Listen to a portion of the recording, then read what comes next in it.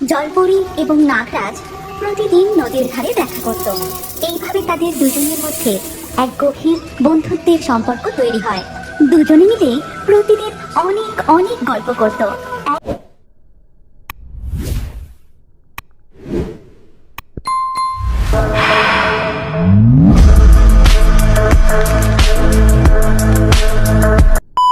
একদিন নাগরাজ জলপরীকে বলে যে, জলপরি, তোমাদের রাজ্যে কি কি জিনিস আছে? আমাদের রাজ্যতে আছে অনেক সামুদ্রিক জীব, সামুদ্রিক শৈবাল, হিরে, মুক্তো, আর আছে এই জল যেখানে যত খুশি খেলো, ঘোরো। অনেক অনেক কিছু আছে এখানে। ঠিক আছে, আমি তোমাকে আমাদের স্থলভাগ ঘুরিয়ে দেখাবো। আর তোমার জলের বাইরে বেশিক্ষণ থাকলে যেন কষ্ট না হয়, এই জন্য আমি সেই সব কিছুর ব্যবস্থা করে রাখবো। পরের দিন নাগরাজ জলপরীকে বেড়াতে নিয়ে যাবার জন্য সেখানে আসে। তখন নাগরাজের কাছে ছিল জল ভর্তি কাঁচের জারের মতো একটি জিনিস, আর সেটা দেখে জলপরী বলে, এটা আবার কি? তুমি এটাকে যদি মাথায় পড়ে নাও, তাহলে তোমার জলের বাইরে থাকতে কোনো অসুবিধা হবে না। ঠিক আছে, দাও। এই কথা শুনে জলপরী সেই জিনিসটিকে মাথায় পড়ে নেয়। তারপর নিজের জাদু পাখনা মেলে নাগরাজের সঙ্গে যায় স্থলভাগ ঘোরার জন্য।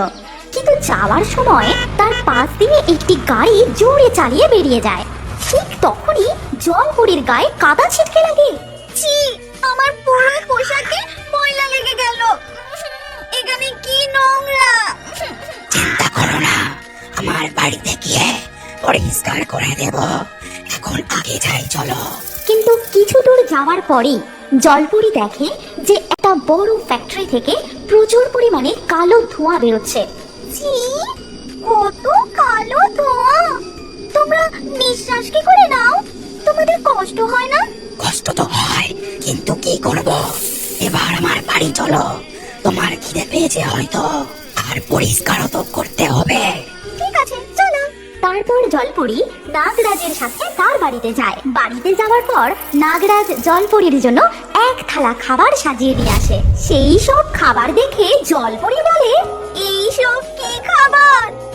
মরা ইঁদুর, মরা ব্যাঙ! আমি এই সব খাবার খাবো না। দয়া করে আমাকে আবার নদীতে নিয়ে চলো নাগরাজ। ঠিক আছে, চলো। কিন্তু কালকে আমি তোমাদের রাজ্যে ঘুরে দেখার জন্য যাব।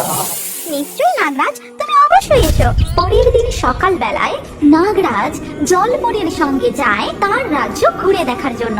আর সেখানে পৌঁছে নাগরাজ তো এদিকে ওদিকে ঘুরে ঘুরে দেখতে থাকে, আর মনে মনে ভাবে যে তো রকমের হিরে, মুক্ত, দামি রত্ন আছে। আরে কি সুন্দর রঙিন মাছ!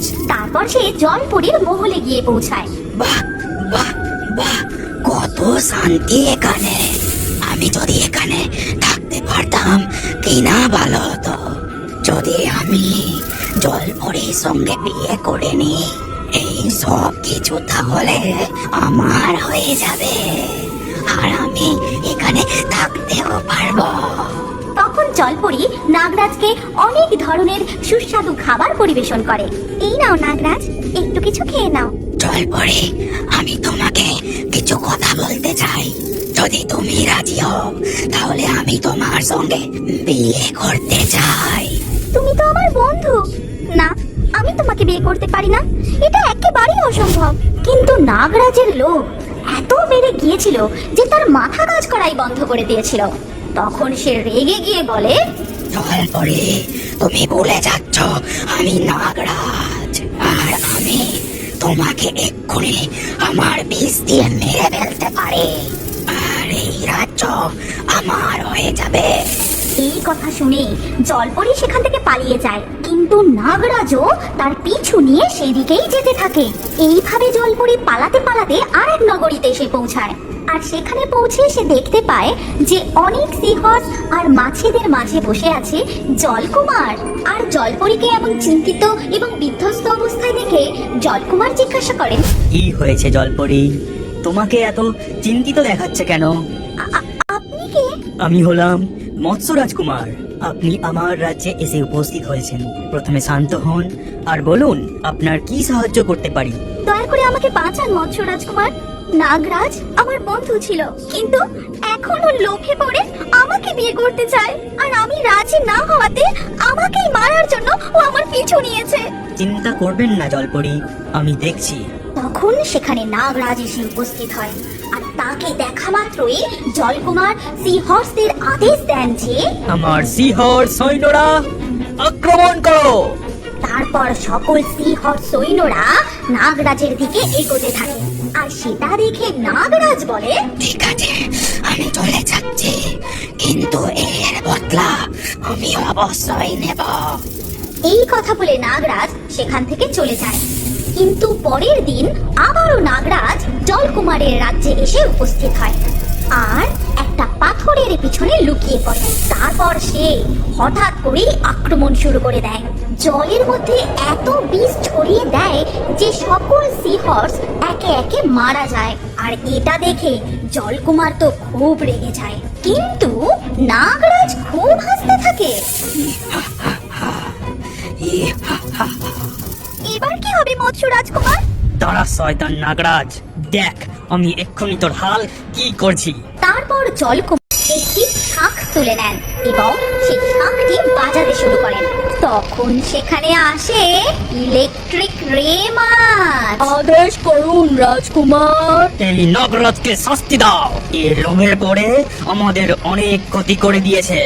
যথা আজ্ঞা রাজকুমার, এক্ষুনি একে শাস্তি দিচ্ছি। তারপর ইলেকট্রিক রে মাছ সেই নাগরাজকে কারেন্টের ঝটকা দিতে শুরু করে। আউচ, আউচ, ওরে বাপরে, এটা কি ধরনের মাছ রে, যে 440 ভোল্টে ঝটকা দিচ্ছে। Ouch, ouch, ouch. এই কাণ্ড দেখে রাজকুমার আর জলপরি খুব হাসতে থাকে। অন্যদিকে নাগরাজ তার গুহায় ফিরে যায় আর ভাবতে থাকে যে কিভাবে নিজের অপমানের বদলা নেওয়া যায়, আর কিভাবে জলপরীকে নিজের করা যায়। আমি তোকে ছাড়বো না জলকুমার, আমি জলপুরীকে আমার তার রাজ্যকে চিনিয়ে নেবই। এদিকে জলরাজ্যে কিছুদিন পর জলকুমার ও জলপরী বিবাহ বন্ধনে আবদ্ধ হন। তখন জলকুমার জলপরীকে বহুমূল্যবান একটি হীরের মুকুট পরিয়ে জলরানী ঘোষণা করেন। আর ওরা পরিলোক পৌঁছেই রাজকুমারী সোনা এবং রাজকুমার চন্দ্র মিলে সেই শয়তান নাগরাজের উপর আক্রমণ করে দেয়। পরীদের রাজ্যে সকল পরীরা খুবই আনন্দের সাথে থাকত।